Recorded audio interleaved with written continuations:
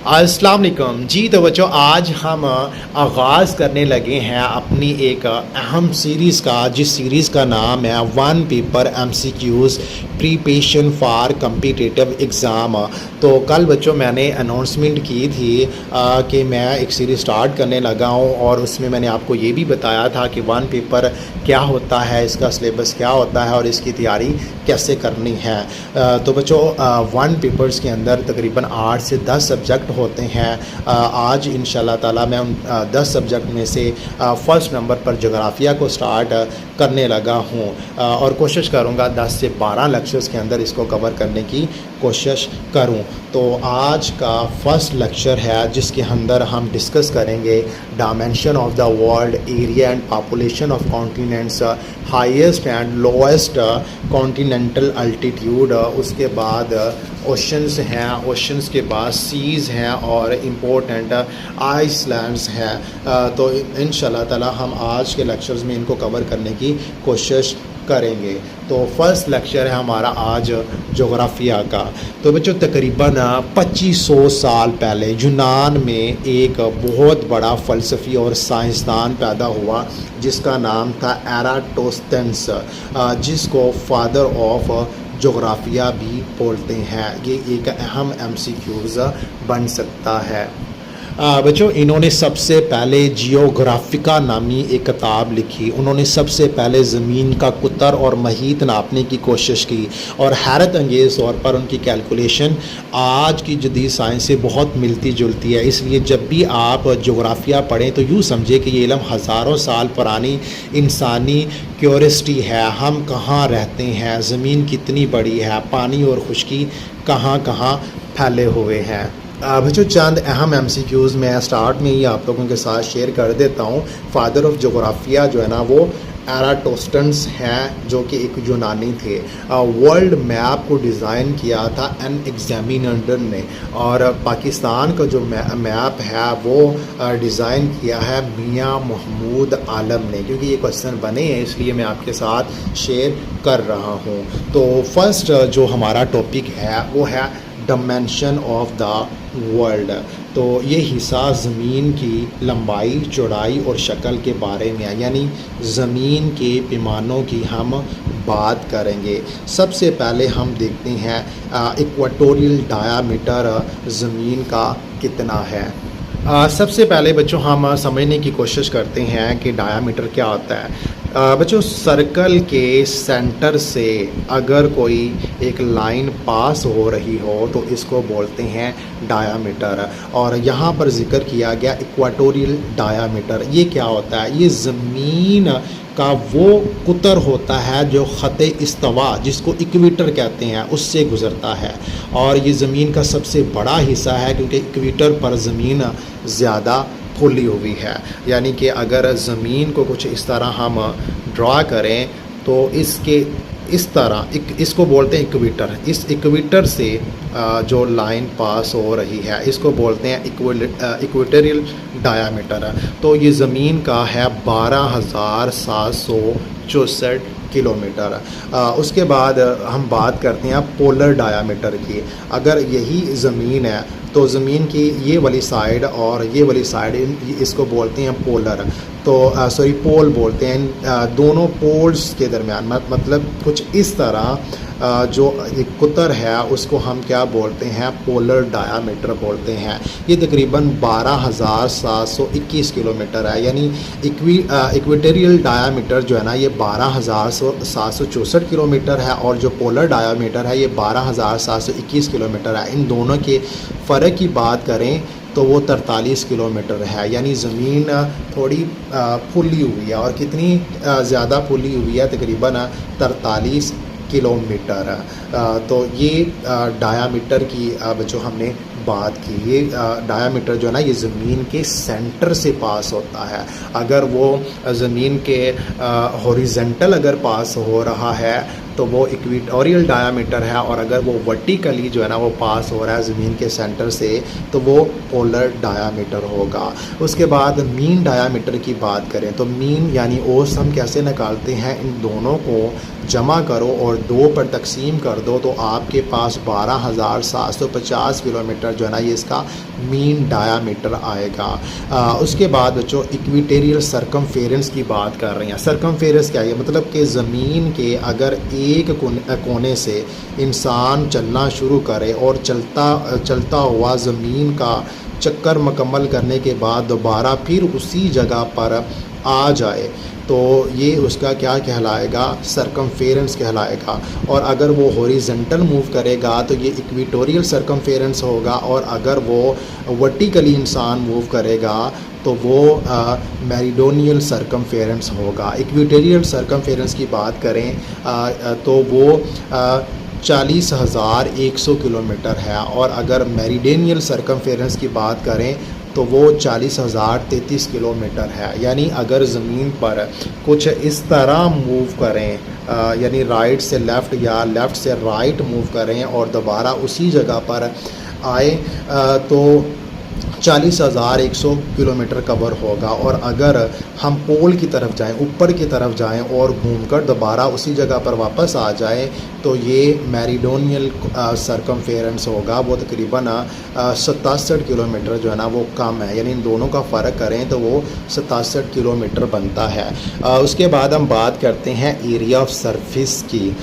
तो पूरी वर्ल्ड जो दुनिया है, दुनिया का जो सरफेस एरिया है वो तकरीबन 32 करोड़ स्क्वायर किलोमीटर बनता है। और उसके बाद यहाँ पर वाटर एरिया की बात करें तो वो तकरीबन 22 करोड़ 22.5 करोड़ स्क्वायर किलोमीटर बनता है। उसके बाद इनके लैंड एरिया की बात करें तो लैंड एरिया जो है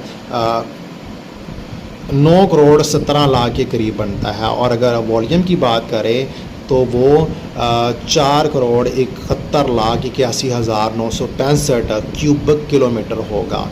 वॉल्यूम ऑफ वाटर की बात करें तो वो 5 करोड़ 15 लाख 29 हज़ार बल्कि 51 करोड़ 52 लाख 97,907 क्यूबिक किलोमीटर बनता है। तो बच्चों आप कोशिश करें कि इनको अपने नोट्सों में शामिल कर लें। अब हम बात करते हैं एरिया और पॉपुलेशन की। दुनिया के जो 7 बड़े आज़म हैं। अब बच्चों जो पूरी दुनिया है उसको 7 बड़े आज़मों में तकसीम किया गया। खुश्की का जो बड़ा खित्ता होता है उसको क्या बोलते हैं, बड़े आज़म बोलते हैं। तो पूरी दुनिया में 7 बड़े आज़म हैं। उनके नाम हैं Asia, Africa, north America, south America, Antarctica, Europe और ऑस्ट्रेलिया।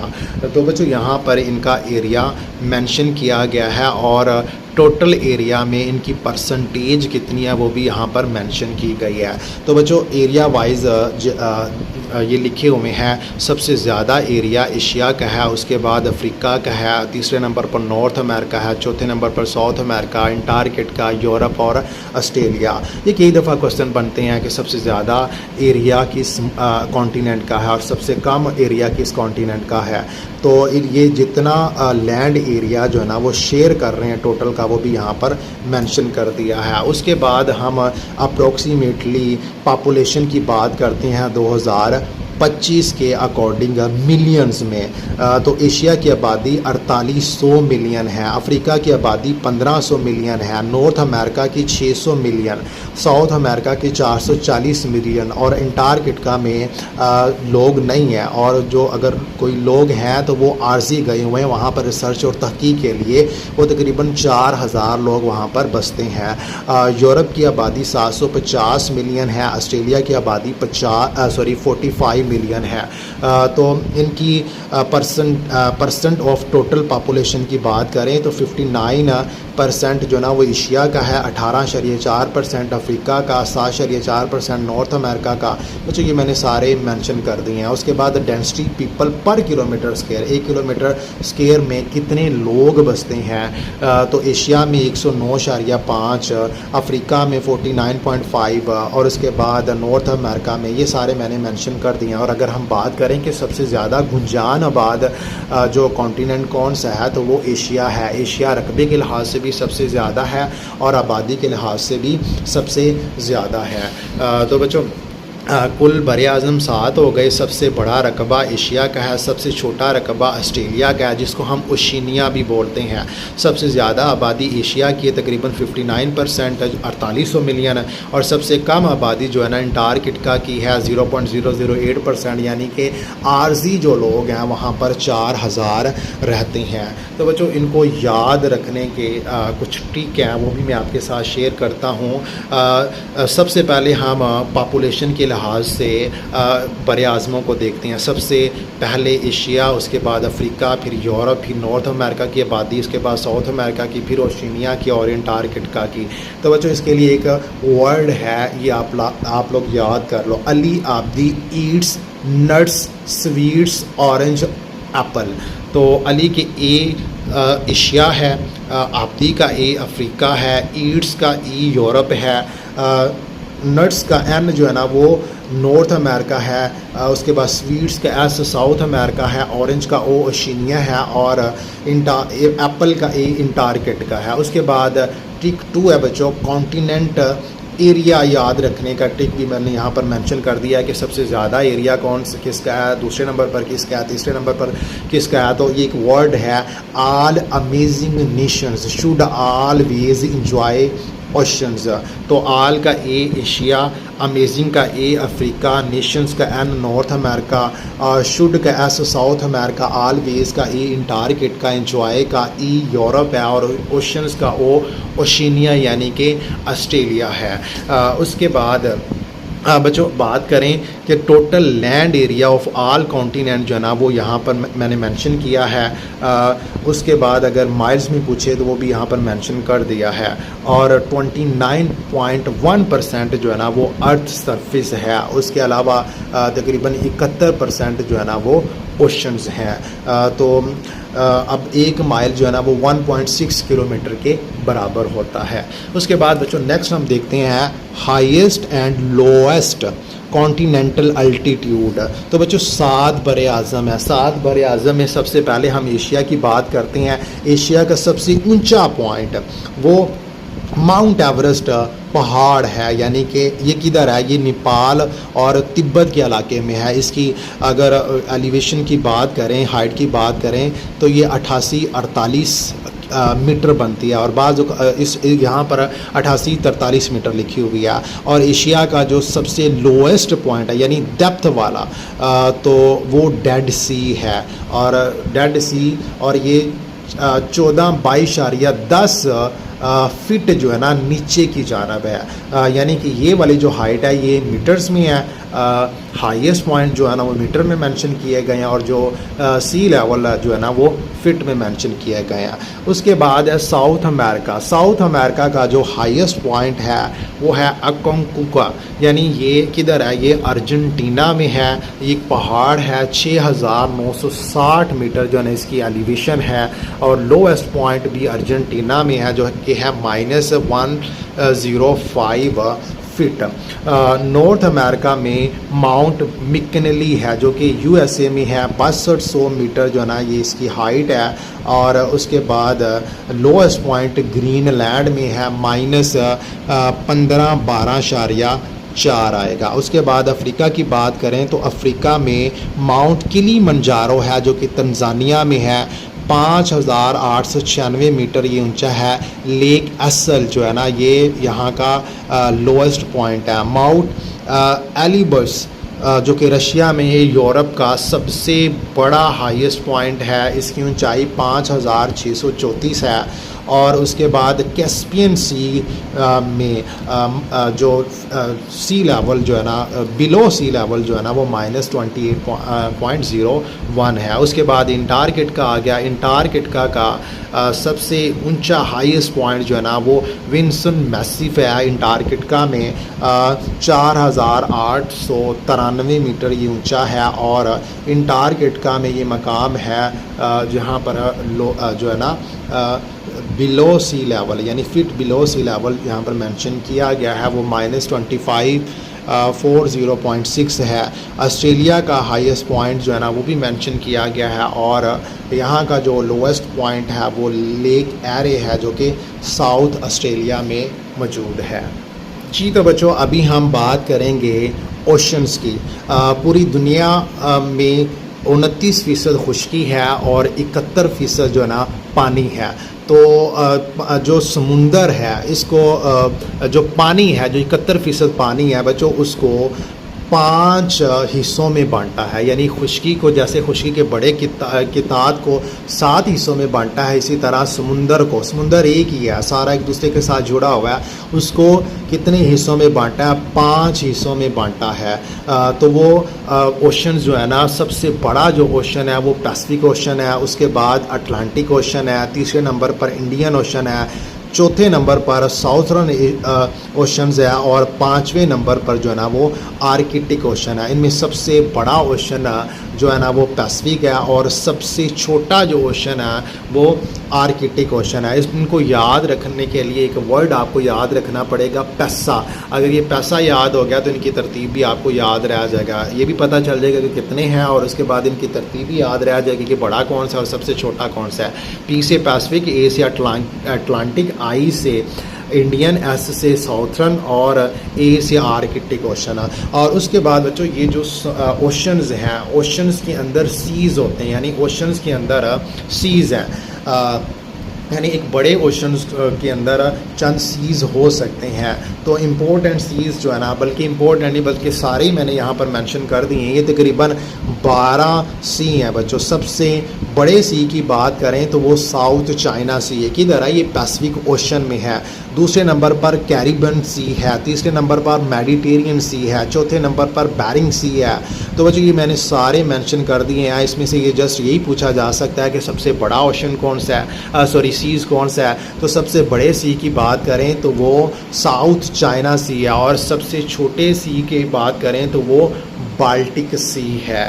अब बच्चों जोग्राफिया के लिए कुछ इम्पोर्टेंट टर्म्स हैं, मैं ज़रूरी समझ रहा हूँ कि वो भी आप लोगों के साथ शेयर करूँ।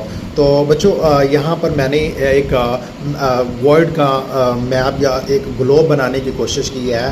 तो ग्लोब की ये वाली जो लाइन है, इसके बिल्कुल सेंटर में से ये जो हॉरिजेंटल लाइन पास हो रही है बच्चों, इसको क्या बोलते हैं? इक्वेटर बोलते हैं। असल में बच्चों ये इमेजिनरी लाइंस हैं, अपनी रिसर्च के लिए, अपनी स्टडी के लिए जो है ना ये फ़र्ज़ की गई हैं। तो ज़मीन के बिल्कुल सेंटर से जो लाइन पास हो रही है इसको क्या बोलते हैं? इक्वेटर बोलते हैं। इक्वेटर के ऊपर ये जो लाइन है इसको बोलते हैं ट्रॉपिक ऑफ कैंसर। तो इक्वेटर 0 डिग्री सेंटीग्रेड, यानी इसके सेंटर से ऊपर जाएं, इस सेंटर को 0 मानना हुआ है, ऊपर जाएं तो वो कुछ डिग्रीज़ हैं और नीचे जाएं तो कुछ डिग्री हैं। तो 0 डिग्री सेंटीग्रेड पर इक्वेटर है, 23.5 डिग्री सेंटीग्रेड पर ट्रॉपिक ऑफ कैंसर है, और 66.5 डिग्री सेंटीग्रेड पर आर्कटिक सर्कल है। और उससे ऊपर वाला ये वाला जो रीजन है ना, ये वाला जो रीजन है इसको नॉर्थ पोल बोलते हैं। और नीचे 23.5 डिग्री सेंटीग्रेड पर ट्रॉपिक ऑफ कैप्रिकॉर्न है, और उसके बाद 66.5 डिग्री सेंटीग्रेड पर अंटार्कटिक सर्कल है, और इसके नीचे जो है ना ये साउथ पोल है। तो इसके बिल्कुल सेंटर में से जो लाइन पास हो रही है इसको इक्वेटर बोलते हैं, जो हॉरिजेंटल है। और वर्टिकली जो लाइन पास हो रही है इसको क्या बोलते हैं? प्राइम मेरिडियन बोलते हैं। तो ऊपर वाला रीजन नॉर्थ पोल है और नीचे वाला जो रीजन है ये साउथ पोल है। उसके बाद बच्चों इक्वेटर से ऊपर वाला ये जो रीजन है, तो बच्चों मैप को जब भी आपने रखना है या देखना है या उसको रिसर्च करना है तो हमेशा नॉर्थ साइड की तरफ मुंह करके आपने इसको रिसर्च करना है या स्टडी करनी है। तो बच्चों इक्वेटर के ऊपर वाला ये वाला जो सारा रीजन है इसको बोलते हैं नॉर्थर्न हेमिस्फीयर, और उसके बाद इक्वेटर से नीचे वाला ये जो रीजन है इसको बोलते हैं साउथर्न हेमिस्फीयर। तो उसके बाद यानी जो इक्वेटर है, इक्वेटर के ऊपर नॉर्थर्न हेमिस्फीयर है, इक्वेटर के नीचे जो है ना वो साउथर्न हेमिस्फीयर है। तो बच्चों डायरेक्शन जब भी बनानी है तो आपने कुछ इस तरह मेंशन करना है कि आपका जो फेस है वो नॉर्थ की जानब हो। तो नॉर्थ की जानब हो तो वहाँ पर नॉर्थ होगा और इसके अपोजिट जो है ना वो साउथ होगा। तो यहाँ पर आप लोगों ने वी लिखना है। क्या लिखना है? वी लिखना है। तो ये वेस्ट है और ये यहाँ पर क्या है? ईस्ट है। तो जो बच्चों प्राइम मेरिडियन है, प्राइम मेरिडियन की ये वाली जो साइड है इसको हम बोलेंगे ईस्टर्न हेमिस्फीयर, और प्राइम मेरिडियन की ये वाली जो साइड है इसको हम बोलेंगे वेस्टर्न हेमिस्फीयर। तो ये टर्म्स भी बच्चों आपने याद रखनी है, ये ज़रूरी है। उसके बाद बात करते हैं लैटिट्यूड्स की। तो बच्चों इक्वेटर के ऊपर ये वाली जो लाइनें हैं, ये जो हॉरिजेंटल लाइंस आप लोगों को नज़र आ रही हैं बच्चों, इनको लैटिट्यूड्स भी बोलते हैं, आर नाउन एज पैरेलल्स भी बोलते हैं। ये रन करती हैं ईस्ट वेस्ट डायरेक्शन में, यानी ईस्ट से वेस्ट जो है ना ये मूव करती हैं। मेजर डिस्टेंस नॉर्थ और साउथ फ्रॉम द इक्वेटर, यानी कि ये इसकी रोल है। Are parallel to one another and never meet, यानी ये जितनी भी पैरेलल्स लाइंस हैं ये एक दूसरे को कभी भी मीट नहीं करती। उसके बाद आपने याद रखना है कि ये जो प्राइम मेरिडियन है, यानी ये वाली जो लाइन है इसको 90 के एंगल पर क्या करती है? कट करती है, यानी राइट एंगल्स पर। तो टोटल अल्टीट्यूड्स की बात करें तो वो 181 है। ये भी MCQs में कई दफ़ा आया है। उसके बाद बच्चों ये हमने बात की थी हॉरिजेंटल लाइंस की।